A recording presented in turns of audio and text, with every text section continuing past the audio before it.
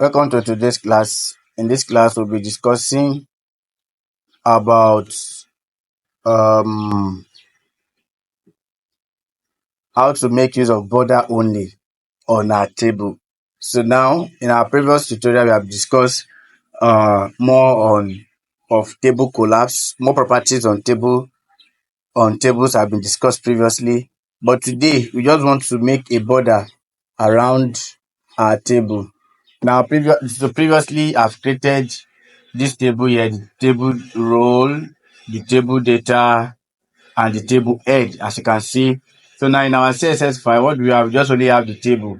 So now the table width is occupying all of our width of our website. So now let me just add a single border on our website so that you'll be able to understand all that I'm saying. So now let me say border,